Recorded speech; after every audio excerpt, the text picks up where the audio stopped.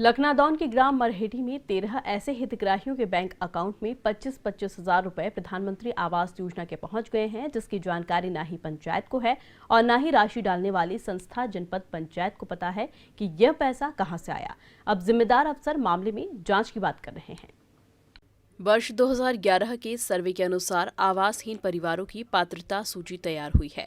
क्रमबद्ध रूप से पात्र हितग्राहियों का संबंधित पंचायत रजिस्ट्रेशन करती है और जियो टैगिंग कर हितग्राही के आधार कार्ड, समग्र आईडी, आवेदन, शपथ पत्र और अन्य कागजात के संकलन के बाद फाइल तैयार कर जनपद पंचायतों को अग्रेषित की जाती है और प्रकरण स्वीकृत होकर जनपद पंचायत पहले किश्त के रूप में 25,000, दूसरी और तीसरी किश्त 45,000 हजार और अंतिम किश्त के रूप में 15,000 रुपये हितग्राही के बैंक खाते में डालती है।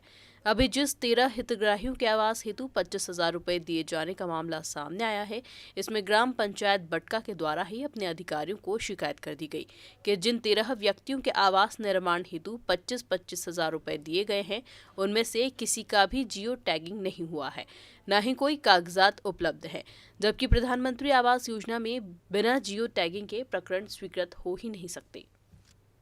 मकान का हमको कुछ नॉलेज नहीं था अभी, हैं न कैसा सूची क्या था, हमको कुछ नॉलेज नहीं था, लेकिन हमने खाता में 25,000 आए, हमने वो निकाले बस।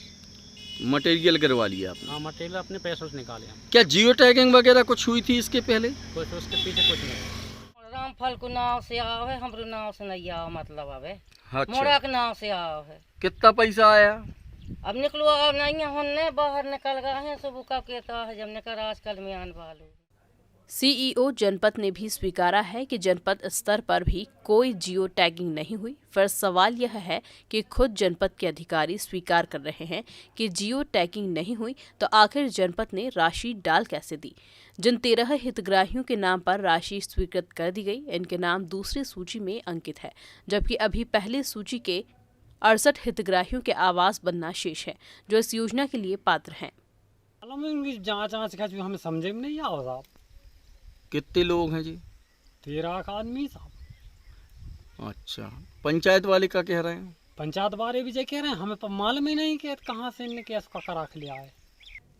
मामला प्रकाश में आने के बाद पंचायत ने शिकायत कर दी है, किंतु लखनादौन जनपद जिसने हितग्राहियों के खाते में पैसे डाले हैं, वह संस्था पूरी तरह से अनजान बनकर जांच की बात कर रही है। ग्राम पंचायत बटका के ग्राम मरहेटी में 13 लोगों को पीएम आवास के बिना जानकारी पंचायत की राशि उनके खातों में डाल दी गई।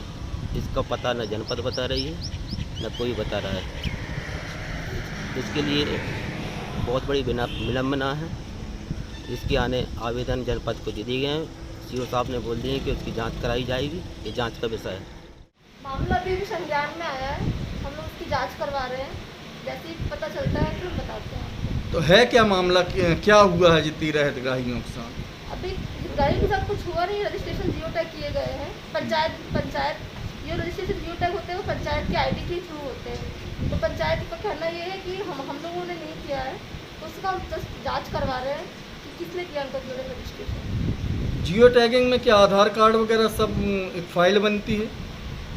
हाँ, जियो टैग में नहीं, सिर्फ फोटो उनकी आईडी से, पंचायत की जो आईडी होती है, सिर्फ फोटो क्लिक होती है। अच्छा, ये बताइए, प्रधानमंत्री आवास में जो हितग्राही के जो घर बनते हैं, जियो टैगिंग के बाद आपके ऑफिस में कोई फाइल तैयार की जाती है व्यक्तिगत इनके नाम की? नहीं, वो फाइल पंचायत ही तैयार करती है। तो फाइल रहती है वो पंचायत ही तैयार करती है। जियो टैगिंग होने के बाद क्या जो खाते में पैसे डालते हैं हम जनपद, तो उसकी नोट शीट चलाई जाती है? नहीं, नोट शीट नहीं चलाई जाती, उसकी एफटीओ बस चलाई जाती है।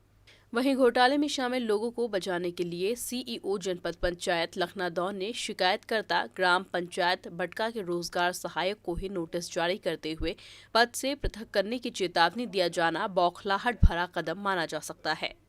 अभी उसका नया सैंक्शन हुआ है और नया बनने का भी नहीं हुआ है, बना नहीं है।